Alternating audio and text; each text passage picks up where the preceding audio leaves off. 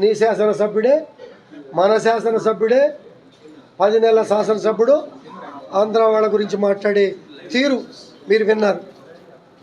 ఆంధ్రాకి అధ్యక్షుడు పెట్టామా, మహారాష్ట్రగా అధ్యక్షుడు పెట్టామా, భారతదేశ పార్టీ అన్నామా, ఏదన్నా నిలబెట్టుకున్నామా?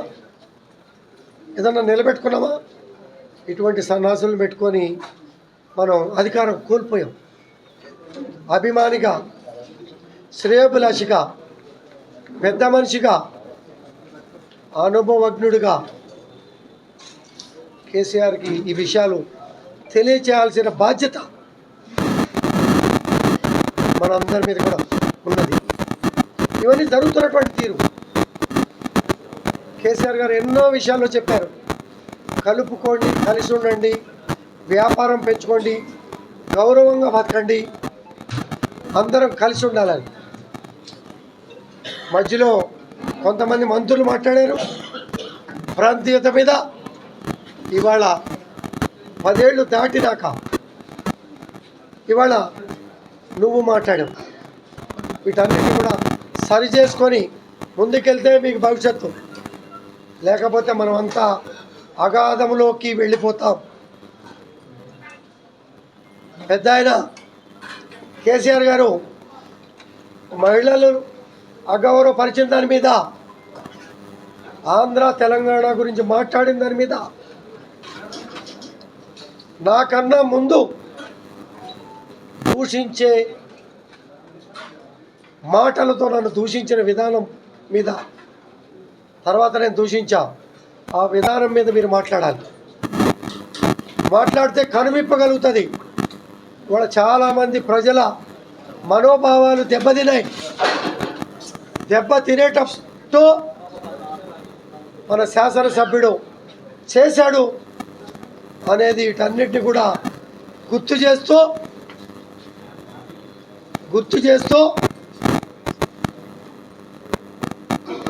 జరిగిన సంఘటనల్ని మార్చుకుంటే చక్కటి భవిష్యత్తు ఉంటుంది. నువ్వు అదే దోవలో ప్రవర్తిస్తే, ఇందాక అంటున్నావు కదా, ఎవరు ఇక్కడ భయపడేవాళ్ళు లేరు. హుజూరాబాద్ నుంచి ఇక్కడికి వచ్చి బాగా అయితే నువ్వు 5 ఏళ్ళు అయ్యి, నేను 50 ఏళ్ళు, 45 ఏళ్ళు, 35 ఏళ్ళు సేవా కార్యక్రమాలు చేశా. 10 సంవత్సరాలు శాసనసభ్యుడిగా ఉన్నా. 3వసారి మళ్ళీ శాసనసభ్యుడిగా నన్ను గెలిపించాను. గౌరవంగానే ముందుకు పోతా.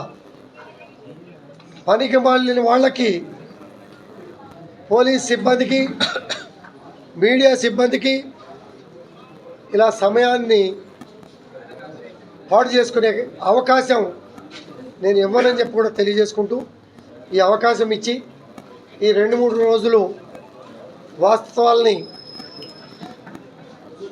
ఛానల్స్ రూపంలో ప్రచారం చేసినటువంటి మీడియా మిత్రులందరికీ కూడా పేరు పేరున ప్రత్యేకంగా కృతజ్ఞతలు తెలియజేసుకుంటూ, అలాగే నా వెంట ఉండి రెచ్చగొట్టే మాటలని ఖండించిన తీరు నా కార్పొరేటర్లు, నా కాన్స్టిట్యుయెన్సీ సభ్యులు, నాకు మద్దతు తెలిపిన ప్రతి నాయకుడికి, ప్రతి కార్యకర్తకి, నాకు సహకరించి నేను పోలీస్ స్టేషన్లో ఉంటే వచ్చినటువంటి ఎమ్మెల్యేలు, ఎంపీలు, సానుభూతిపరులు, మిత్రులు, శ్రేయోభిలాషులు అందరికీ కూడా ఈ సభాముఖంగా శిరస్సు వచ్చి నమస్కారం తెలియజేసుకుంటూ సెలవు.